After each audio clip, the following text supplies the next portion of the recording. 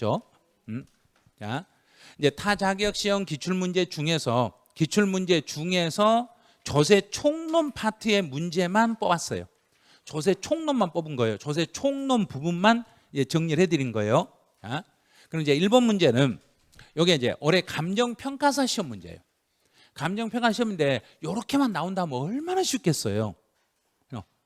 취득세는 취득과 관련된 세금이고 국세다 지방세다. 지방세. 재산세는 보유와 관련된 세금이고 국세다 지방세다. 이렇게 문제를 쉽게 냈어요. 그런데 학생들은 세법을 공부를 안 하기 때문에 감정평가사 준비한 학생들은 이게 국세인지 지방세인지 구별을 못해요. 이게 난이도가 상이에요. 우리는 난이도가 최하인데 그쪽에서는 난이도가 최상이라는 이야기예요. 엄청 어렵게 느껴지는 거예요. 종합부동산세는 보유와 관련된 세금이고 국세이고, 상속세는 취득과 관련된 세금이고 국세이고, 양도소득세는 처분과 관련된 세금이고 국세입니다. 우리 안 배운 거 있는가요? 없죠. 다 배웠죠. 봐요. 이 스마트 교재 안에서 다 있는 문제잖아요. 자, 두 번째 2번 문제. 처음 본 문제죠.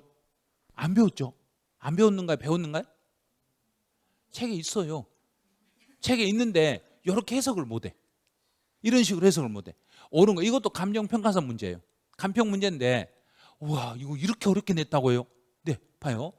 조세의 전가 여부에 따라서, 이 말은 내가 내 세금을 상대방한테 넘겨가지고 그 사람이 내 대신 정부에게 세금을 내는가, 내가 직접 갖다 내는가, 조세 전가 여부에 따라서 이렇게 나누는 게 아니에요.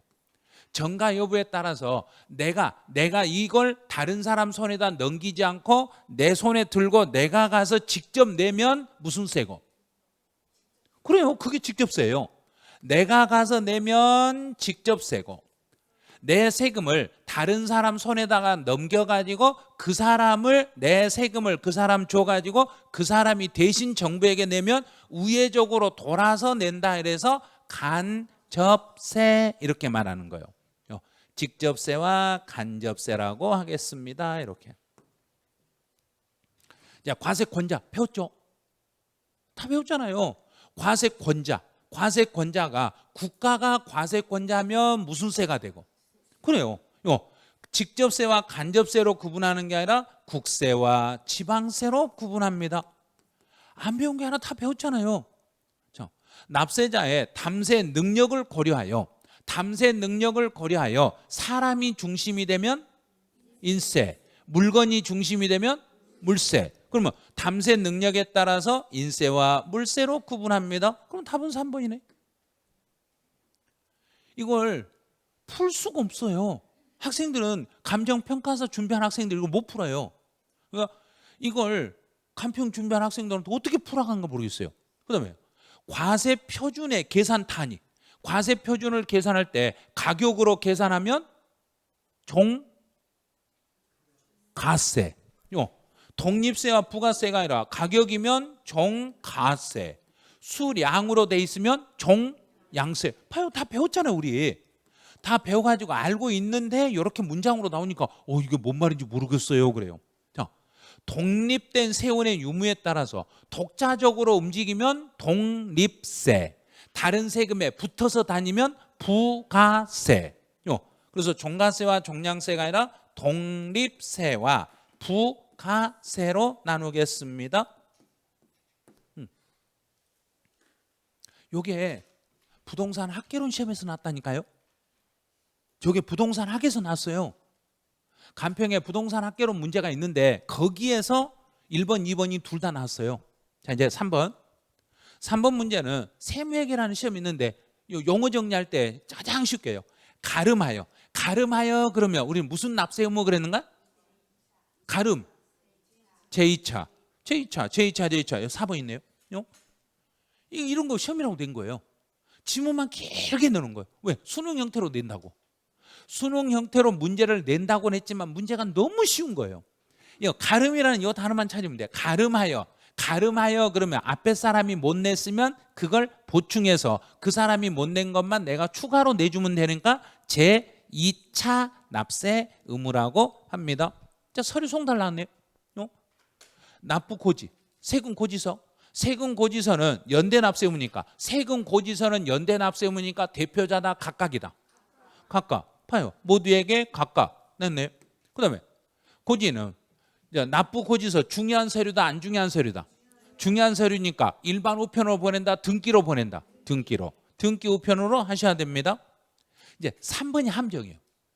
주소나 영업소가 국내에 있으나 송달하기가 곤란했어요. 우리나라에 주소가 있는데 송달하기가 곤란해. 주소가 우리나라에 있다겠네? 있으니까, 주소가 있으니까 주소지 찾아가면 되겠죠. 그런데 송달하기가 곤란하니까 공시송달입니다. 틀렸어요. 외국에 있어야 돼요. 이게 함정이에요. 이렇게 주소나 영업소가 외국에 있고 송달하기가 곤란했을 때는 공시송달입니다. 우리나라에 있을 때는 공시송달 아니에요. 직접 갖다 주든지 우리나라 주소 있으면 우체국을 통해서 갖다 주시면 돼요. 근데 외국에 있어가지고 송달하기 곤란했을 때는 그때는 공시송달의 사유에 해당하겠습니다. 3번은 함정 지문이라는 걸 조심하셔야 돼요. 이제 4번은 교부송달이나 우편송달은 그냥 갖다 주면 돼요. 그 사람 손에 도착하면 돼요. 도달했을 때. 그다음 이제 5번은 전자고지. 그러면 전자송달. 인터넷상으로 송달할 때는 뭐 하면 그랬는가? 저장되면. 저장이 되면 그랬네요. 그래서 정답은 3번 이렇게 잡으시면 돼요. 이제 5번 또 나왔네요. 똑같은 문제예요. 서류 송달의 효력 발생. 교부 송달 도달했을 때 우편 송달. 도장 찍힌 날. 뭔 소리 하는 거예요? 정부가 우리 국민들에게 서류를 보낼 때는 정부가 보낸다고 도장 찍은 날이다, 도달한 날이다. 도달한 날이에요. 찍힌 날 아니에요. 도달한 날이에요. 우리 국민들이 정부에게 보낼 때는 찍힌 날. 정부가 우리 국민에게 보낼 때는 손에 도착한 날. 그래서 공시송달은 14일이 지나고 전자송달은 저장이 됐을 때. 똑같은 문제들이잖아요. 그다음에 또 서류송달 또 나왔네요. 주소나 영업소를 확인할 수 없어요. 그럼 주소나 영업소를 확인할 수 아무리 찾아봐도 이 사람이 우리나라에 주소나 영업소가 없네. 그러면 그때는 어쩔 수 없이 공시송달할 수 있습니다. 자, 두 번째, 세무공무원이 몇 번 방문했는데 2번 이상을 방문했는데 계속 사람이 없어가지고 납부 기한까지 서류 송달이 곤란할 때는 공시송달을 할 수 있습니다. 자, 연대납 또 나왔네요. 일반적인 서류는 대표자에게, 세금 고지서는 모두에게 각각. 이제 전자송달 나왔네요. 전자송달하는 경우에는 납세자가 해당 서류를 확인했을 때다, 저장이 됐을 때다. 봐요. 이렇게 시험에 나올 거라고 했잖아요. 근데 진짜 이렇게 나왔잖아요. 납세자가 확인할 때가 아니라 그 서류함에 저장되었을 때.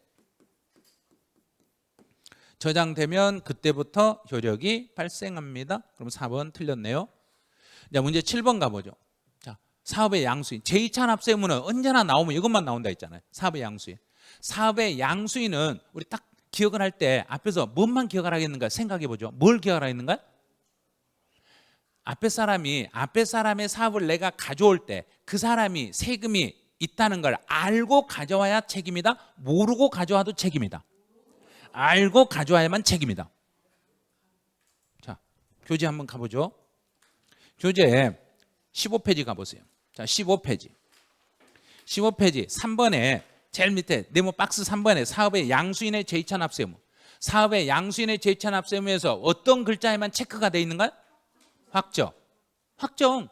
다른 거 아무것도 몰라도 되죠. 확정. 자, 가보죠 이제. 자, 확정이라는 단어 있는가 볼게요. 자, 여기 나왔네요. 양도일 이전에 양도인의 납세 의무가 성립된 하면 성립이 아니라 뭣된 거? 확정. 확정된 것만 책임을 지고 확정되지 않는 건 책임질 필요가 없습니다. 확정된 것만 책임을 지는 거예요. 대신에 여기서 한 가지만 주의할 거. 양도소득세는 제2차 납세 의무가 있다, 없다? 상대방이 양도세 안 내면 내가 그 사람 물건을 산 사람은 그 사람 대신 양도소득세를 납부할 의무가 있다 없다? 없어요. 그래서 여기서 이제 주의할 게 그거예요. 양도소득세는 포함하지 아니합니다. 그러면 양도소득세는 제2차 납세 의무가 없습니다. 이 지문은 좀 알고 계셔야 돼요. 그래서 2번하고 3번 지문은 좀 기억을 해 주셔야 돼요. 3번은 틀렸어요. 자, 문제 8번 납세의 성립 시기로 가보죠. 증여세는 언제를 성립일로 잡아야 되고, 증여세 증여에 의하여 재산을 취득했을 때, 수시부가는 사유가 발생했을 때. 이제 3번 이거 나오면 계속 나온다 했죠. 무신고 가산세나 과소신고 가산세는 언제를 납세의 성립일로 잡아야 되고, 신고 기한이 지났을 때, 법정 신고 기한이 경과됐을 때, 원천 징수하는 소득세는 과세 기간이 끝나는 때가 아니라, 그렇죠, 소득 금액을 지급할 때, 소득 금액을 지급하는 때, 이렇게 가면 돼요. 소득 금액을 지급했을 때요, 이런 식으로. 4번 틀렸네요. 특히 3번 조심하세요. 원래 3번 주의하라고 그랬어요. 시험에 나오면 3번처럼 나오니까 이제 27일 날도 3번처럼 나오니까 조심하세요. 27일 날 3번처럼 나오는데 틀리시면 안 돼요. 3번처럼 나온다니까요. 그런데 저렇게 안 나오고 다른 지문 써놓으면 저건 틀린 거예요. 저 지문이 나와야 돼요. 이렇게 나와야 되고, 요 지문이 아닌 이상한 지문 써놓으면 그건 틀린 거예요. 자, 9번 가산세 나왔네요. 사기, 부정하게 사기치면 몇 프로? 40%. 신고를 하지 않았다. 그런데 사기는 아니네. 사기는 아니니까 신고하지 않았으면 20%. 또 사기쳤네. 사기치면 40%. 또 과소신고했는데 부정한 행위가 아니고 과소신고는 10%. 10%. 그럼 정답은 3번 이런 식으로. 뭐 어려운 거 아니에요. 다 우리 풀 수 있는 문제들이에요. 그 다음 10번 제척기간. 제척기가 나왔네요. 소송에서 판결이 떨어지면, 판결 떨어지고 너 몇 년? 1년. 됐죠? 1년. 끝. 그래서 옳지 않는 걸 찾아라. 1번 답이네요. 신고를 안 했으면, 신고서를 제출하지 않았으면 몇 년? 7년. 부정한 행위가 없고 특별한 것도 아닐 때 종합부동산세는 몇 년?